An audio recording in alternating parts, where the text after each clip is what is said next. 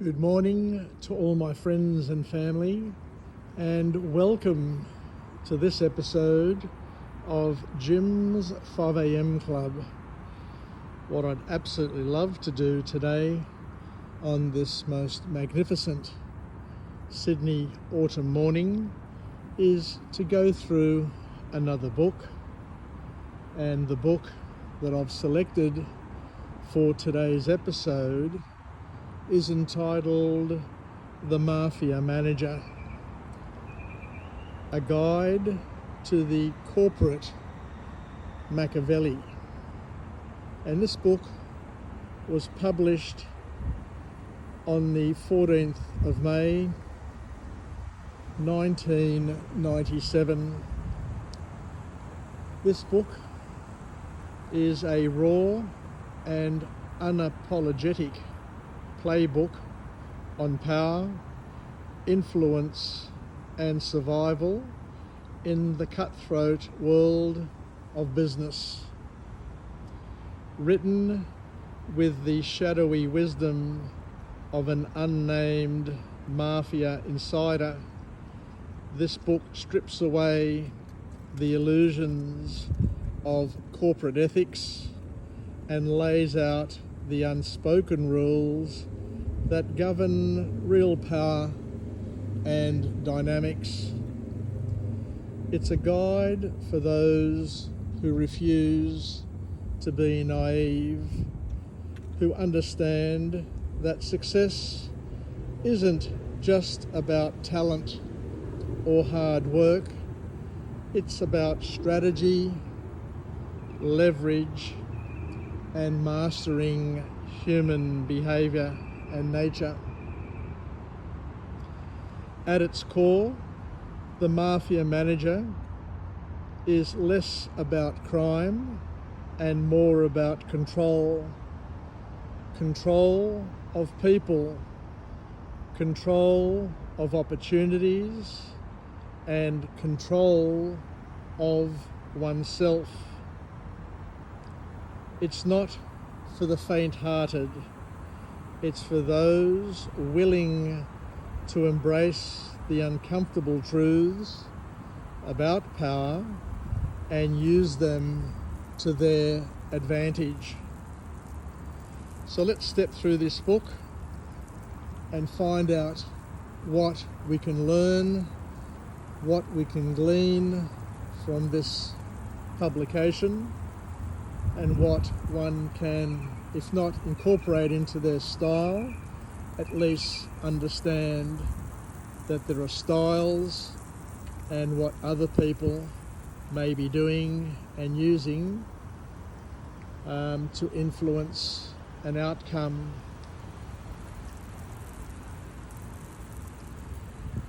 So the first key point to come from this book is that power is not given, power is taken.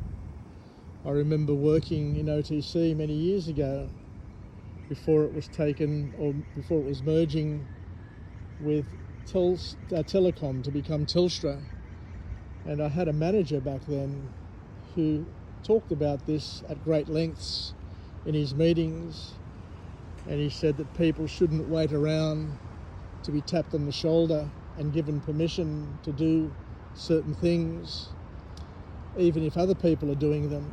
There is nobody stopping you taking the flag and stamping it, shoving it in the ground and saying that this too is mine.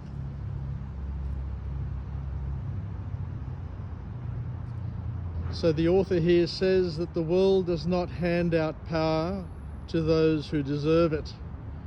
It goes to those who seize it. In business, waiting for recognition or waiting for opportunities is a losing game. If you want control, you must take it through calculated actions and not wishful thinking, is the key message from this book. The author goes on to talk about loyalty, And he says, or they say, whoever the author is, that loyalty is an illusion, and one must not trust nor believe in loyalty.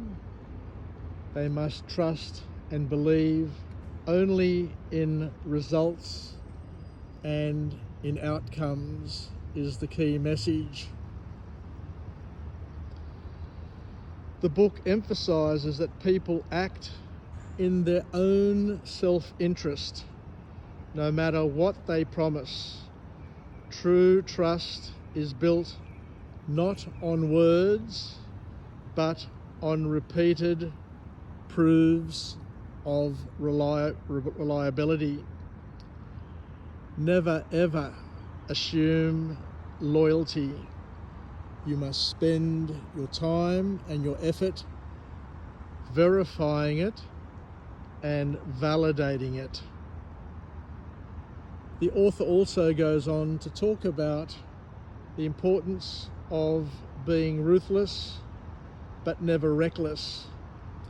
Strategy beats emotion every time, and winning requires decisiveness and a willingness to make the tough calls. But recklessness leads to downfall. The smartest leaders balance aggression with patience, knowing when to strike and when to wait. The author also goes on to talk about the importance of understanding that silence is a weapon to be used wisely. Information is power, and the less people know about your true intentions, the more control you will have. The book teaches that speaking too much exposes your weaknesses.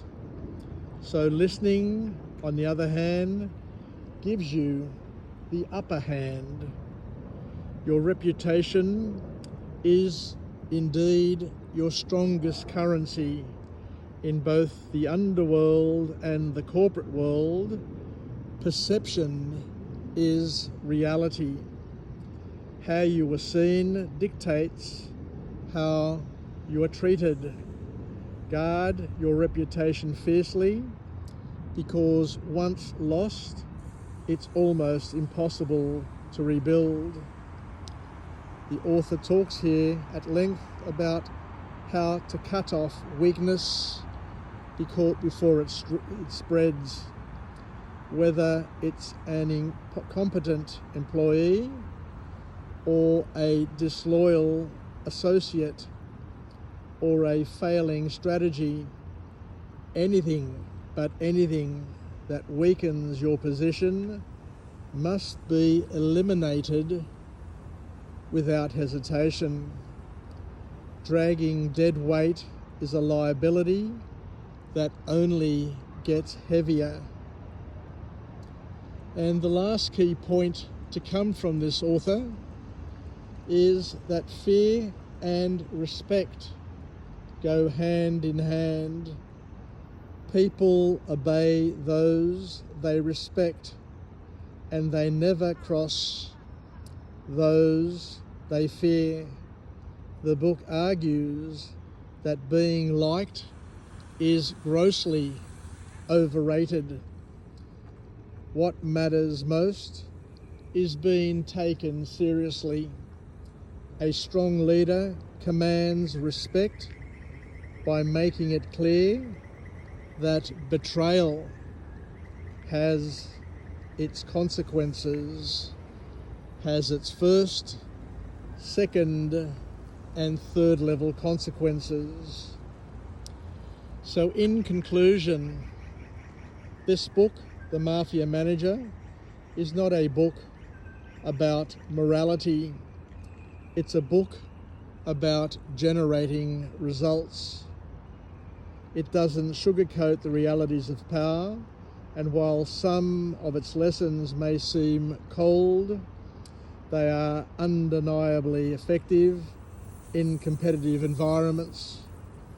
Whether you apply its wisdom to business, leadership, or personal ambition, one thing is very clear: success is not about playing fair, it's about playing smart.